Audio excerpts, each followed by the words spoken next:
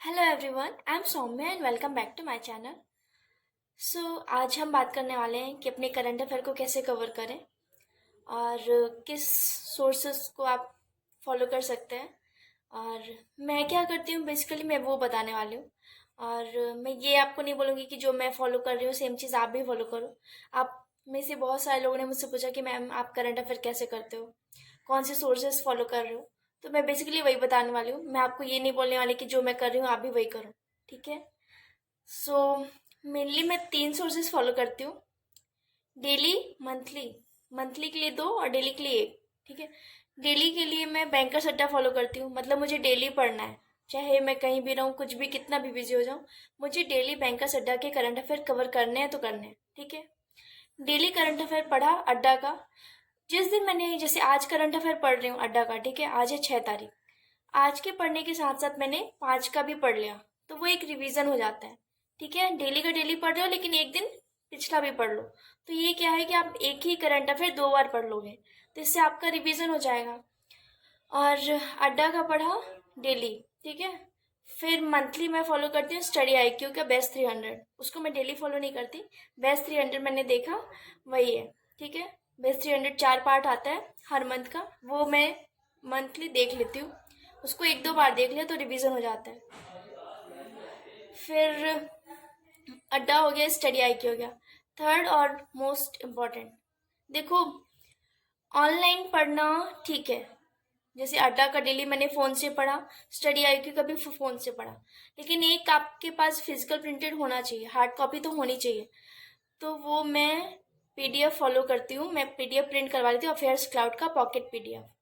Affairs cloud का pocket PDF हर month मैंने निकलवाया और उसको एक बार पढ़ लिया। इसके साथ साथ ही आपको बस एक बार नहीं पढ़ना है, कम से कम उसको 2 3 बार पढ़ लीजिए। तो फ़ोन से हो गया 2 बार, और एक तीसरा हार्ड कॉपी यही अफेयर्स क्लाउड। तो मेनली मैं सिर्फ 3 सोर्सेस फॉलो करती हूँ। और इससे आप 25+ स्कोर कर सकते हैं मेरे हिसाब से। क्योंकि मैं मिनिमम 25+ तो कर ही सकते हैं, क्योंकि अच्छा है काफ़ी, तीनों रिलायबल लगते हैं मेरे को। और बाकी आपकी मर्जी। और कपिल काटपाल सर हैं, वो भी बहुत अच्छा करंट अफेयर पढ़ाते हैं। बहुत सारी सोर्सेज है यूट्यूब पे, आपकी चॉइस है कि आपको कौन सा आप ज़्यादा किन से कंफर्टेबल हैं। और ये आपके ऊपर डिपेंड करता है। बाकी जो मैं फॉलो करती हूँ वो ये है, ठीक है। तो अड्डा, स्टडी आईक्यू और अफेयर्स क्लाउड, बस 3 चीज़ फॉलो किया मैंने। और अगर आप लोगों में से किसी ने भी अभी करंट अफेयर नहीं पढ़ा है कभी भी, मतलब अभी एग्ज़ाम्स जैसे आने वाले हैं, तो आप लोग मेरे हिसाब से गलती कर रहे हैं। सो प्लीज़ आप लोग अपना करंट अफेयर पढ़िए, डेली पढ़िए। और मंथली भी रिवाइज कर लीजिए जो बाकी के करंट अफेयर है। जून हो गया, और जुलाई भी हो गया, मई भी हो गया। लाइक एसबीआई का तो अभी पता नहीं है एसबीआई क्लर्क मीन्स कब होने वाला है, कुछ भी समझ नहीं आ रहा, क्योंकि उसका अनप्रिडिक्टेबल है। मतलब लास्ट ईयर 20 अक्टूबर को प्रीलिम्स का रिजल्ट आया और 31 अक्टूबर को मेंस हो गया। तो आप 10 दिन में आप सिर्फ रिवीजन कर पाओगे, ठीक है। आपको नया तो आप कुछ नहीं पढ़ पाओगे मेरे हिसाब से, क्योंकि आपको सिर्फ करंट अफेयर तो पढ़ना नहीं है, आपको मैथ्स रीजनिंग भी मेंस लेवल का सॉल्व करना है, इंग्लिश की भी प्रैक्टिस करनी है। तो आप daily current affair please daily पढ़िए। ऐसा नहीं है कि आप इकट्ठा सोच रहे हैं कि पहले प्री हो जाए उसके बाद मैं फिर करंट अफेयर पढूं, तो मेरे हिसाब से ये सही नहीं है। जिस दिन से आपकी प्री की तैयारी शुरू हो जाती है, उसी दिन से आपकी मेंस की तैयारी भी शुरू हो जाती है, ठीक है। सो आपको डेली करंट अफेयर पढ़ना है। देखो, प्री एग्ज़ाम हो गया, ठीक है, जिसका प्री अभी बाकी है वो अलग बात है, प्री एग्ज़ाम तो हो ही जाएंगे ना। फिर उसके बाद रिजल्ट के बाद आपके पास बिल्कुल भी टाइम नहीं बचने वाला है कि आप करंट अफेयर एकदम से स्टार्टिंग से पढ़ रहे हैं और पहले कभी कुछ नहीं पढ़ा। प्रॉब्लम आपके लिए होने वाली है, मैं बोल रही हूँ, ठीक है। तो पहले से प्रॉब्लम को और मत बढ़ाओ ना, आप पहले से पढ़ो करंट अफेयर। इतना क्या है, डेली आधे घंटे भी देते हो तो काफ़ी है एक दिन का, ठीक है। और उसको वीकली रिवाइज कर लो, मंथली रिवाइज कर लो। इतना तो जॉब पानी है तो करना पड़ेगा ना। और देखो, आपके पास मुश्किल से 15 से 20 दिन मिलने वाले हैं।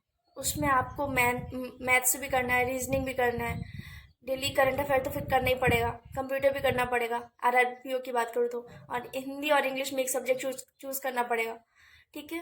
तो आपको मेंस के मॉक भी देने हैं, करंट अफेयर भी रिवीजन करना पड़ेगा, तो आप लोग के लिए हेक्टिक होने वाला है, ठीक है। तो पहले से आप करंट अफेयर रिवीजन करो अभी से। देखो मेंस कब है, 25 सितंबर को, ठीक है। अगस्त का करंट अफेयर, जुलाई का करंट अफेयर, जून का और मई का, 4 महीने तो बहुत ही अच्छे से होने चाहिए कवर। कोई बहुत बड़ी बात नहीं है, ठीक है। मई, जून, जुलाई, अगस्त, 4 महीने के बहुत अच्छे से होने चाहिए। और इधर मार्च अप्रैल के भी आप अच्छे से पढ़ लो, ऑलमोस्ट कवर हो जाएगा। इतना कुछ बहुत बर्डन नहीं लेना है, प्रेशर नहीं लेना है, ठीक है।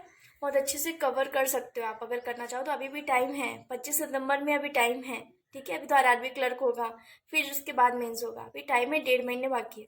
आप आराम से कवर कर सकते हो, तो इतना ज़्यादा टेंशन नहीं लेनी है। करंट अफेयर आप स्टार्ट करो, डेली पढ़ना करो, डेली पढ़ो, और वीकली रिवाइज कर लो, मंथली रिवाइज कर लो, that's it, and that is quite sufficient I think. और मेंस की स्ट्रेटेजी के लिए मैं अलग से वीडियो बनाने वाली हूँ आफ्टर प्रीलिम्स, ठीक है। और एक्सपेक्टेड कट ऑफ पे भी वीडियो बनाऊंगी। और क्योंकि 7 अगस्त को भी एग्जाम्स है, तो उसके हिसाब से पहले अपन शिफ्ट वाइज देख लें कि कैसा लेवल आ रहा है एग्ज़ाम में। उसके बाद फिर मैं एक्सपेक्टेड कट ऑफ पे वीडियो बनाने वाली हूँ। और मैं, अगर आप सब लोग जो भी मुझसे कांटेक्ट करना चाहते हैं रिगार्डिंग आपके बैंकिंग के रिगार्डिंग, कोई भी अगर आपके पास क्वेश्चन है तो आप मुझसे पूछ सकते हैं। और मेरा टेलीग्राम चैनल है, आप उससे डायरेक्टली मेरे को कांटेक्ट कर सकते हैं। पहले ग्रुप था, सॉरी उसके लिए। और अब मैंने एक पर्टिकुलर है मेरा एक लिंक, वो मैं शेयर कर दूंगी डिस्क्रिप्शन में, और आप मुझे डायरेक्टली मैसेज सेंड कर सकते हैं। कोई भी अगर आपका क्वेश्चन है बैंक एग्ज़ाम के रिगार्डिंग, तो आप मुझे मैसेज कर सकते हैं। और बस इतना ही कहना था। करंट अफेयर अच्छे से पढ़िए, डेली रिवाइज करिए। अड्डा, स्टडी IQ और अफेयर्स क्लास बहुत ही ज़्यादा रिलायबल सोर्सेस है फॉर मी। आप भी अपनी चॉइस अपने हिसाब से आप अपने अकॉर्डिंग देख सकते हैं। और करंट अफेयर के लिए बस इतना ही है मेरे हिसाब से, बाकी आप मल्टीपल सोर्सेज देख सकते हैं। बट मुझे लगता है कि जितना भी करो आप उसी को 2-3 बार रिवाइज करो, वो ज़्यादा सही है। अलग अलग सोर्सेज से, कि मैं ग्रेड अप से भी पढ़ लूँ, अड्डा से भी पढ़ लूँ, ऑलिव बोर्ड से भी पढ़ लूँ बेस्ट करंट अफेयर, फिर 5-6 सोर्सेज, मुझे लगता है कि आपके लिए प्रॉब्लम हो जाएगी अगर आप उसको टारगेट को अचीव नहीं कर पाएंगे तो। माइंड में फिर वही चलेगा कि अभी हुआ नहीं है, ये भी करना है, वो भी करना है। तो लिमिटेड सोर्सेस रखो, मल्टीपल रिवीजन रखो, ठीक है। ये मेरे हिसाब से सही लगता है, मल्टीपल रिवीजन, लिमिटेड सोर्सेस, ठीक है। तो आप भी ऐसे फॉलो कर सकते हो। बाकी आप अपने अकॉर्डिंग, आप अपने हिसाब से स्ट्रैटेजी बनाइए जो आपके लिए सही है। और क्योंकि मैं खुद एक्सपीरियंस रह चुकी हूँ, इसलिए, और मैंने अपने हिसाब से अपनी स्ट्रैटेजी बनाई, जो मुझे सही लगा मैं वो कर रही हूँ, ठीक है। मैं अपने हिसाब से, कि मुझे स्टडी IQ से पढ़ना है, कि अड्डा से पढ़ना है, कि अफेयर्स क्लाउड से पढ़ना है, ये मैंने अपने हिसाब से 3 सोर्सेज फॉलो किए हैं। तो वो आपकी मर्ज़ी कि आप जैसा सोर्सेज आप अपने हिसाब से अपने अकॉर्डिंग चूज़ कर सकते हैं। And thank you for watching my videos and giving me so much love. And if you like the video, just give me a thumbs up. And thank you.